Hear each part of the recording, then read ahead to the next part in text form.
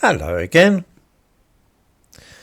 A friend of mine who teaches at a local secondary school was kind enough to bring me some of the latest books which the school had ordered and just had delivered. These are aimed at pupils between 11 and 16. The truth is, there's no attempt these days at all to inculcate in young people any love of classic literature or even good literature. That is to say, fiction by authors acknowledged to be great writers of English are rejected out of hand in favour of modern books with up-to-date themes which endorse the latest fads. Here's a good example of this.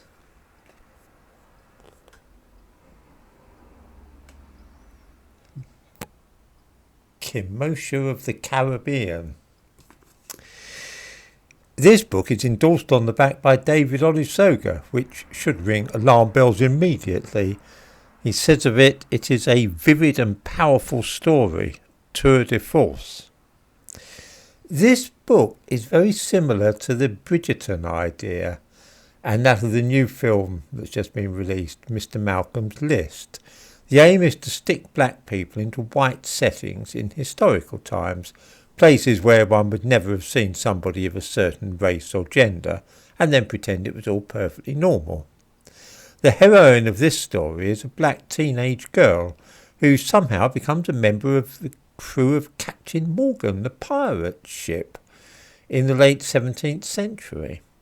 Not only this, but there is an extra twist in that she is also a lesbian. So we have a young black lesbian being accepted by the white pirates as an equal member of their band, which is a bit grotesque. Thus the book both normalises gay relationships while at the same time portraying a bizarre version of the past.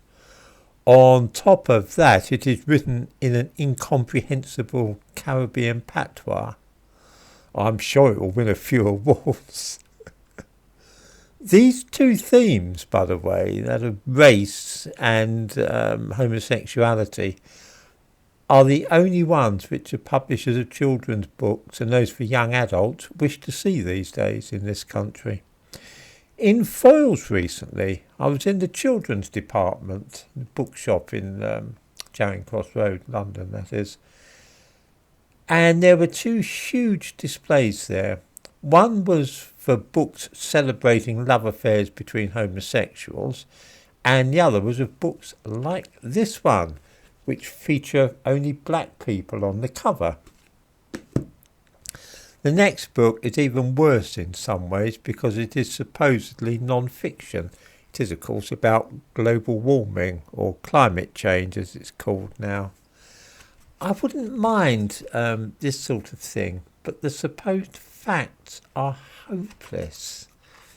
Here's a section on melting ice, if you can see this, which tells us that the Arctic is the region around the North Pole. The Arctic is warming at a frightening rate, 2.3 degrees Celsius since the 1970s, almost twice the global average. No mention here that the last summer the temperature has been below average all the time, and that the 2021 ice minimum was only the 12th smallest over the last 40 years. It's not really a dramatic decline or anything. Then there's this about the Antarctic. The Antarctic is the region around the South Pole. Scientists are very worried about the thinning of the ice sheets. Yeah, no mention that last winter in the Antarctic was the coldest ever recorded. Stuff about the polar bears here. Polar bears rely on Arctic sea ice to live and hunt. So the polar bear, species such as polar bears and seals will suffer, and some may become extinct. No mention that there are more polar bears now than ever before, despite the supposed global warming. Section on the Great Barrier Reef in Australia, said to be in danger from climate change. In fact, it says that it's dying.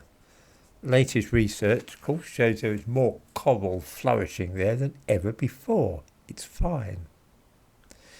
This book is propaganda and designed to make children accept that they must do without electricity and so on, and explicitly blames the West for the supposed fact that the planet is dying.